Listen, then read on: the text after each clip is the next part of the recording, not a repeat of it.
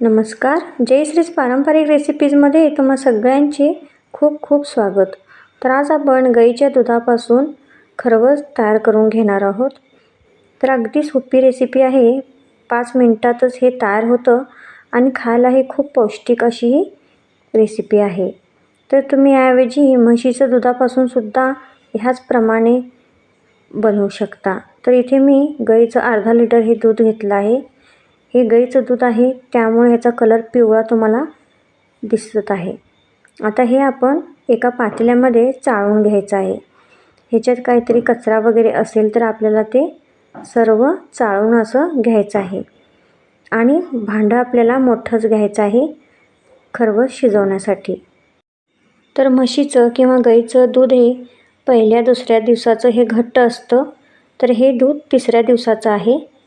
त्यामुळे हे पातळ खरवस तयार होणार आहे. तर इथे मी 1 कप हा गूळ घेतला आहे आणि आपण ते पातेलं गॅसवरती ठेवून द्यायचं आहे आणि मंद आचेवरतीच आपण हे एकसारखं ह्याला हलवत राहायचं आहे. खाली बुडाला लागू नये म्हणून आपण हे हलवत राहायचं आहे आणि मंद आचेवरती हे शिजवून घेऊया. अगदी 2 ते 3 मिनिटाने हे लगेच दूध नासतं, म्हणजे ह्याची नासकवणी तयार होते.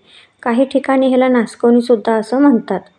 तर गुळाचं प्रमाण तुमच्या आवडीनुसार तुम्ही यामध्ये घाला. आता यामध्ये मी 1 चमचा हे सुंठ पावडर घालत आहे. ते आपल्याला सगळ्यात शेवट घालायचे आहे. आता हे आपण एकजीव करून घेऊया. यामध्ये तुम्ही साखरसुद्धा घालू शकता, पण गुळामुळे ह्याचा कलर खूप छान येतो आणि हे पौष्टिक हे बनतं. खायला खूप छान लागतं चवीला. आता यामध्ये पाऊण चमचा वेलची पूड घालायची आहे आणि या स्टेजला गॅस हा बंद करायचा. तर आपली ही नासकवणी म्हणजेच गाईच्या दुधापासून खरवस हा तयार झाला आहे. खायला खूप छान लागतं. तुम्ही हे गरम गरमसुद्धा खाऊ शकता किंवा फ्रीजमध्ये ठेवूनसुद्धा हे तुम्ही खाऊ शकता. त्यातलं पाणी सकट आपण हे खायला घ्यायचं आहे. माझी ही रेसिपी तुम्हाला कशी वाटली कॉमेंट करून मला नक्की तुमचे अनुभव कळवा आणि चॅनलवर नवीन असाल तर सबस्क्राईब करा.